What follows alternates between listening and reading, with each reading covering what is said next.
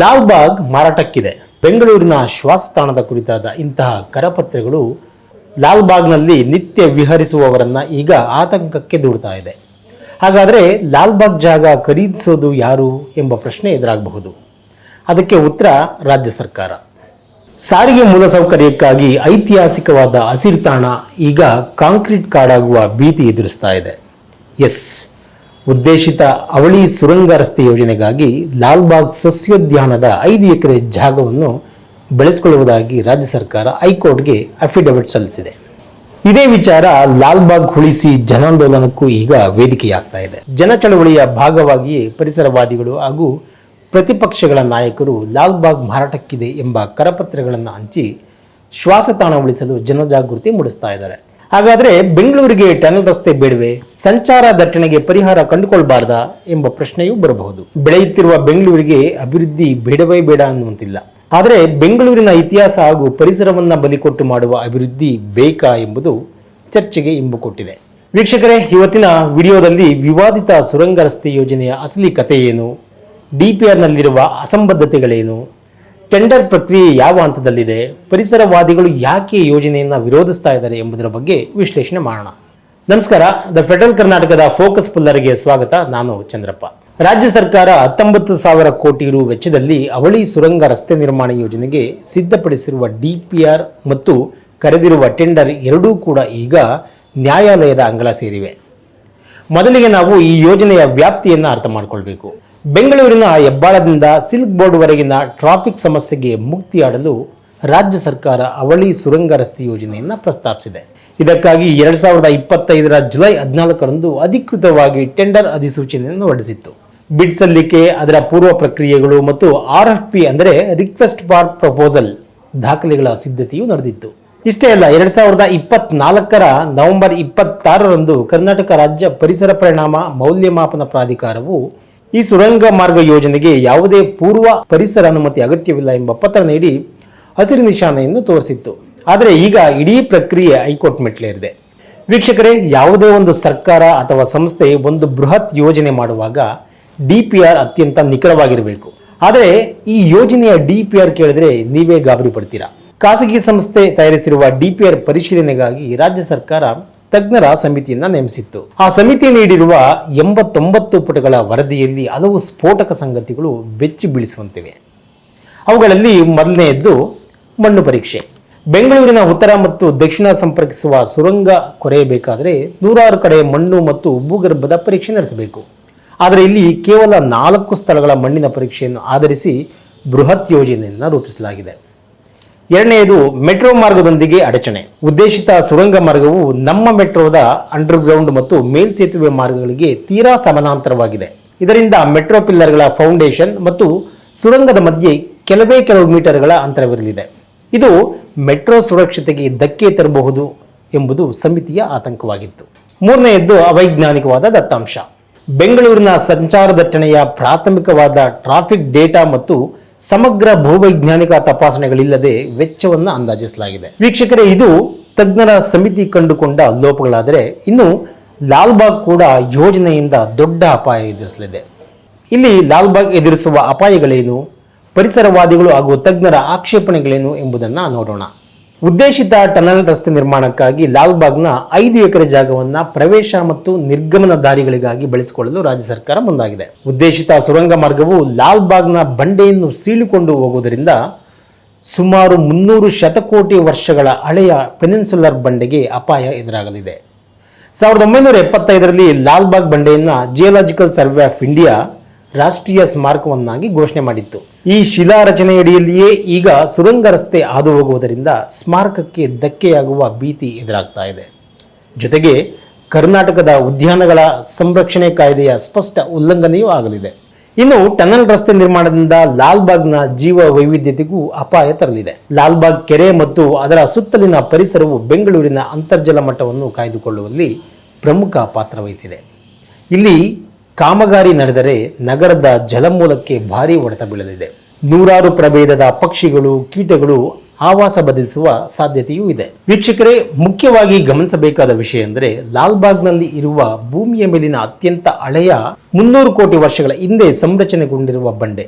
ಇದನ್ನ peninsular knees ಅಂತಲೂ ಕರೀತಾರೆ. ಇಡೀ ಬೆಂಗಳೂರು ಬಂಡೆಗಳ ಮೇಲೆ ನಿಂತಿದೆ. ಈ ಪೆನಿನ್ಸುಲರ್ ನೀಸ್ ಭೂಕಂಪ ನಿರೋಧಕ ಬಂಡೆಯೂ ಆಗಿದ್ದು ಬೆಂಗಳೂರಿಗೆ ರಕ್ಷಾ ಕವಚದಂತಿದೆ. ಇಂತಹ ಬಂಡೆಯನ್ನು ಕೊರೆಯುವುದರಿಂದ ಅಪಾಯ ಕಟ್ಟಿಟ್ಟ ಬುತ್ತಿ ಎನ್ನುವುದು ಪರಿಸರಾಸಕ್ತರ ದುಗುಡ. ಈಗ ಸರ್ಕಾರ ಒಂದು ಸುರಂಗ ಮಾಡಬೇಕು, ಲಾಲ್ಬಾಗ್ ತನಕ ತರಬೇಕು, ಜನಕ್ಕೆ ಅನುಕೂಲ ಮಾಡಬೇಕು ಅಂತ ಹೊರಟಿದ್ದಾರೆ. ಸೊ ನಾವು ಹೇಳಬೇಕಂದ್ರೆ, ನಾವು ಪರಿಸರ ಹೋರಾಟಗಾರರು, ನಾವು ಹೇಳೋದಂದರೆ Bengaluru already a dead city, environmentally dead city. ಇದರೊಳಗೆ 93% ಮರಗಳು ಹೋಗ್ಬಿಟ್ಟಿದೆ, 60%ಕಿಂತ ಜಾಸ್ತಿ ಕೆರೆಗಳು ಹೋಗಿದೆ. ನಮ್ಮ AQI ಲೆವೆಲ್ಸು ಜಾಸ್ತಿ ಆಗ್ತಿದೆ, ಪೊಲ್ಯೂಷನ್ ಎಲ್ರಿಗೂ ಗೊತ್ತು ಏನಾಗ್ತಿದೆ ಅಂದ್ಬಿಟ್ಟು. ಈ ಥರ ಈ ಡೆಡ್ ಸಿಟಿ ನಾವು ತಲೆ ಕೆಡಿಸ್ಕೊಳ್ಳಲ್ಲ. ಡೆಡ್ ಸಿಟಿ ಒಳಗೆ ಏನು ಬೇಕಾದ್ರೂ ಮಾಡ್ಕೋಬೋದು, ಸುರಂಗ ಆದರೂ ಮಾಡ್ಕೋಬೋದು, ಫ್ಲೈಓವರ್ ಆದರೂ ಮಾಡ್ಕೊಂಡು ಏನಾದ್ರು ಮಾಡ್ಕೊಳ್ಳೋಣ. ಫಸ್ಟ್ ನಾವು ಹೇಳೋದು ಜನಕ್ಕೆ, ದಯವಿಟ್ಟು ನೀವು ಪಶ್ಚಿಮ ಘಟ್ಟನ ಉಳಿಸೋದು ನೋಡಬೇಕು. ಇದು ಯಾವುದೋ ಒಂದು ಸುರಂಗ ಮಾಡ್ತಾರೆ ಅಂದ್ಬಿಟ್ಟು ಕೆಲವರು ಪೊಲಿಟಿಷಿಯನ್ಸ್ ಬಂದಿದ್ದಾರೆ, ಮಾತಾಡ್ತಾರೆ ಬೆಂಗಳೂರಲ್ಲಿ ಸುರಂಗ ಮಾಡಬಾರ್ದು ಅಂದ್ಬಿಟ್ಟು. ಇನ್ನು ರಾಜ್ಯ ಸರ್ಕಾರ ಟನಲ್ ರಸ್ತೆ ಯೋಜನೆಯನ್ನು ಅವೈಜ್ಞಾನಿಕವಾಗಿ ಕೈಗೊಂಡಿರುವುದೇಕೆ, ಯೋಜನೆ ವಿಚಾರದಲ್ಲಿ ದ್ವಂದ್ವ ನೀತಿ ಅನುಸರಿಸುತ್ತಿರುವುದೇಕೆ ಎಂಬುದು ವಿಪಕ್ಷಗಳ ಪ್ರಶ್ನೆ. ಯೋಜನೆಯ DPR ವಿರೋಧಿಸಿ ಈ ಹಿಂದೆ ವಿರೋಧ ಪಕ್ಷಗಳು ಹಾಗೂ ಪರಿಸರವಾದಿಗಳು ತೀವ್ರ ಆಕ್ಷೇಪ ವ್ಯಕ್ತಪಡಿಸಿದಾಗ ಅಂದಿನ DCM ಆಗಿದ್ದ, ಅಂದರೆ ಈಗಿನ ಮುಖ್ಯಮಂತ್ರಿ DK ಶಿವಕುಮಾರ್ ಅವರೇ ಲಾಲ್ಬಾಗ್ ನಡಿಗೆದಾರರಿಗೆ ಅಭಯ ನೀಡಿದರು. ಅದೇನೆಂದರೆ, ಲಾಲ್ಬಾಗ್ ಪ್ರದೇಶದ ಯಾವುದೇ ಭೂಮಿಯನ್ನ ಸುರಂಗ ರಸ್ತೆ ನಿರ್ಮಾಣಕ್ಕೆ ಬಳಸೋದಿಲ್ಲ. ಸುರಂಗ ಕೊರೆಯಲು ಬೇಕಾದ ಉಪಕರಣಗಳನ್ನು ಸಂಗ್ರಹಿಸಲು ಮಾತ್ರ 1.5 ಎಕರೆ ಬಳಸಲಾಗುತ್ತದೆ. ಕಾಮಗಾರಿ ಮುಗಿದ ಮೇಲೆ ಆ ಜಮೀನನ್ನ ಈ ಹಿಂದಿನಂತೆಯೇ ಅಭಿವೃದ್ಧಿಪಡಿಸಿಕೊಡ್ತೀವಿ ಅಂತ ಹೇಳಿದರು. ಆದರೆ ಈಗ ಹೈಕೋರ್ಟ್ಗೆ ಸಲ್ಲಿಸಿರುವ ಅಫಿಡವಿಟ್ನಲ್ಲಿ 5 ಎಕರೆ ಬಳಸುವುದಾಗಿ ತಿಳಿಸಿರೋದು ವಿವಾದವನ್ನ ಮತ್ತೆ ಮುನ್ನೆಲೆಗೆ ತಂದಿದೆ. ಲಾಲ್ಬಾಗ್ನಲ್ಲಿ ಟನಲ್ ರಸ್ತೆ ಬೇಡ ಅನ್ನೋದಕ್ಕೆ ಪರಿಸರವಾದಿಗಳು ನೀಡುವ ಕಾರಣಗಳು ಕೂಡ ಸಮರ್ಥನೀಯವಾಗಿವೆ. ಲಾಲ್ಬಾಗಲ್ಲಿ ಮತ್ತು ನಮ್ಮ ಬೆಂಗಳೂರು ಸುರಂಗ ಮಾರ್ಗ ಪ್ರಾಜೆಕ್ಟಲ್ಲಿ ಅವರು ಹಾಕಿದ್ದಾರೆ. ಈ ಥರ ನಾವೊಂದು ಆಟೋ, ಕ್ಯಾಬ್ ಮತ್ತು ಬಸ್ ನಿಲ್ದಾಣ ಮಾಡ್ತೀವಿ ಅಲ್ಲೇ. ಮತ್ತು ಒಂದು ಸ್ವಲ್ಪ ನಗು ಬರ್ತಾ ಇದೆ, ಕಮರ್ಷಿಯಲ್ ಸ್ಪೇಸ್ ಮಾಡ್ತೀವಿ. ಅಂದರೆ ಅಂಗಡಿ ಏನಾದರೂ ಸೇಲ್ ಮಾಡೋಕ್ಕೆ. ಇವಾಗ ಈ ಥರ ಎಲ್ಲ ಮಾಡೋಕ್ಕೆ ಹೋದರೆ ಲಾಲ್ಬಾಗಲ್ಲಂತೂ ಯಾರೂ ಒಪ್ಕೊಳ್ಳಲ್ಲ. ಯಾಕಂದರೆ Lalbagh comes under what is called as Karnataka parks preservation act 1975. ಅದರ ಪ್ರಕಾರ ಲಾಲ್ಬಾಗ್ ಒಂದು ಇಂಚು ನೀವು ತಗೊಳ್ಳಂಗಿಲ್ಲ. ತಗೊಂಡ್ರೆ ಸರ್ಕಾರ ಅದಕ್ಕೊಂದು ನೋಟಿಫಿಕೇಶನ್ ಕೊಡಬೇಕು, ಅದು ಕೊಡಬಾರ್ದು ನಮ್ಮ ಪ್ರಕಾರ. ಸೊ ಈ ಥರ ಎಲ್ಲ ಪ್ಲ್ಯಾನಿಂಗ್ ಮಾಡುವಾಗ ಈಗ ನೋಡಿ, ಈಗ ಹಿಂದೆ ಹೋಗ್ತಾ ಇದ್ದಾರೆ. ಏನು ಜನ ಕೇಳ್ತಾ ಇದ್ದಾರೆ, GSI ಹತ್ರ ಪರ್ಮಿಷನ್ ತೊಗೊಂಡಿದ್ದಾರೆ ಇಲ್ಲ. ಬಂಡೆ ಏನಾದರೂ ಆಗಿದ್ರೆ ನಾವು ಜಿಯಾಲಜಿಸ್ಟ್ ಹತ್ರ ಮಾತಾಡುವಾಗ ನಮಗೆ ಬಹಳ ಒಂದು ಸೂಕ್ಷ್ಮವಾದ ಒಂದು ಇದು ಮಾಹಿತಿ ಕೊಟ್ಟರು ಅವರು. ಟನಲ್ ರಸ್ತೆ ಯೋಜನೆಯ DPR ಮತ್ತು ಟೆಂಡರ್ನಲ್ಲಿ ಗುತ್ತಿಗೆದಾರರಿಗೆ ಲಾಲ್ಬಾಗ್ನ 5 ಎಕರೆ ಜಾಗದಲ್ಲಿ 5 ಅಂತಸ್ತಿನ ವಾಣಿಜ್ಯ ಸಂಕೀರ್ಣ ನಿರ್ಮಿಸಲು ಮುಕ್ತ ಅವಕಾಶವನ್ನು ಕೊಡಲಾಗಿದೆ. 34 ವರ್ಷಗಳ ಗುತ್ತಿಗೆ ಅವಧಿಯಲ್ಲಿ ನಿರ್ವಹಣಾ ವೆಚ್ಚಗಳನ್ನು ನಿಭಾಯಿಸಿಕೊಳ್ಳಲು ಈ ಕಮರ್ಷಿಯಲ್ ಕಾಂಪ್ಲೆಕ್ಸ್ ಬೆಳೆಸಿಕೊಳ್ಳೋದಕ್ಕೆ ಸೂಚನೆ ಕೊಟ್ಟಿದೆ. ರಾಜ್ಯ ಸರ್ಕಾರ ಈ ಎಲ್ಲ ವಿಚಾರಗಳನ್ನು ಹೈಕೋರ್ಟ್ಗೆ ಸಲ್ಲಿಸಿರುವ ಅಫಿಡವಿಟ್ನಲ್ಲಿ ತಿಳಿಸದೇ ಇರುವುದೇ ಈಗ ವಿವಾದಕ್ಕೆ ಕಾರಣ ಆಗಿರುವುದು. ಸಾರಿಗೆ ನೆಪದಲ್ಲಿ ಐತಿಹಾಸಿಕ ತಾಣವನ್ನು ರಿಯಲ್ ಎಸ್ಟೇಟ್ ದಂಧೆಗೆ ಬಳಸಲಾಗ್ತಾ ಇದೆ ಎಂಬುದು ಬೆಂಗಳೂರು ದಕ್ಷಿಣ ಕ್ಷೇತ್ರದ ಸಂಸದ ತೇಜಸ್ವಿ ಸೂರ್ಯ ಅವರ ನೇರ ಆರೋಪ. 5 acres is not a small joke. We have questioned this act of the government in the court. The court is hearing the matter. It has made, thankfully, the entire tender process and the tunnel road process subject to the final outcome of the public interest litigations.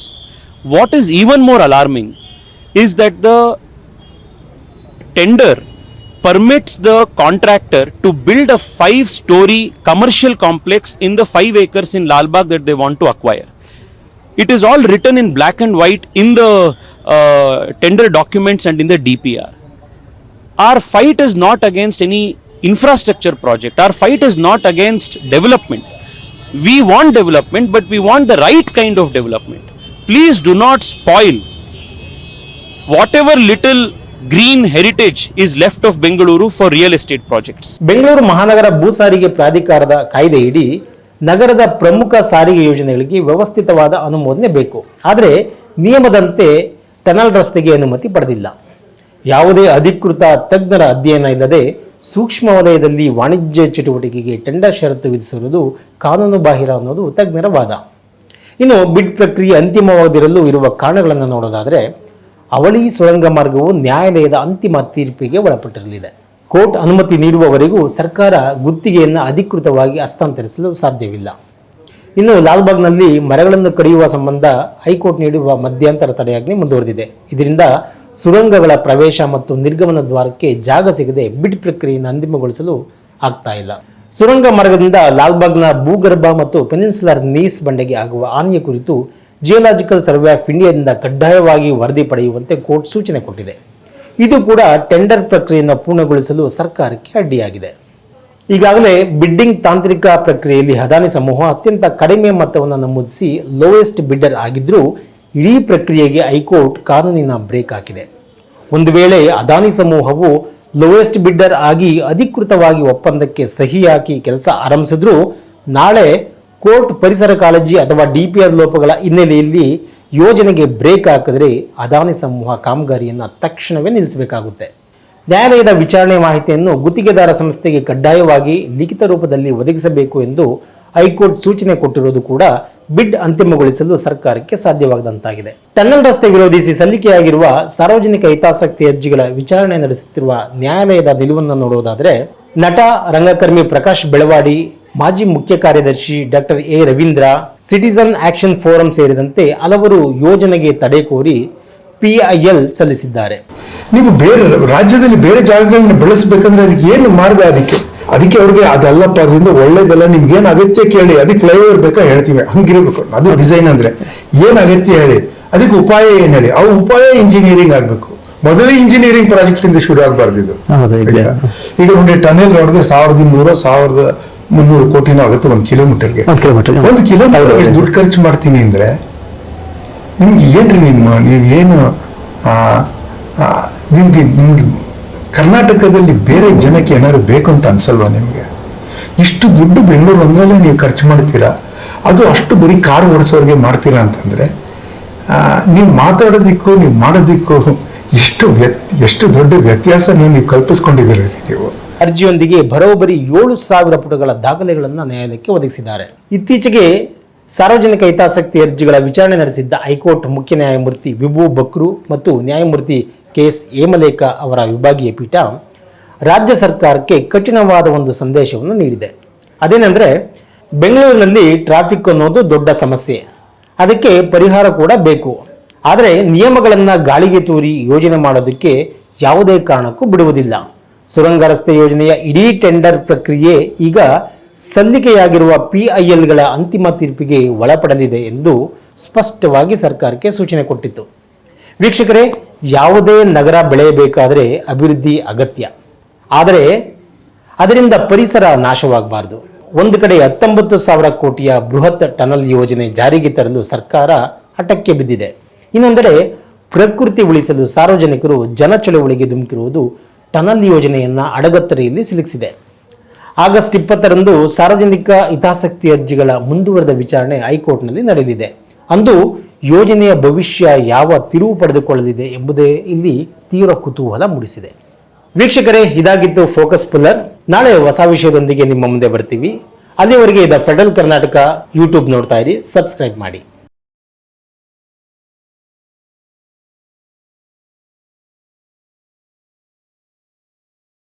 ಹೆಚ್ಚಿನ ಸುದ್ದಿ ಅಪ್ಡೇಟ್ಗೆ ಈಗಲೇ the federal Karnataka YouTube page ಅನ್ನು subscribe ಮಾಡಿ.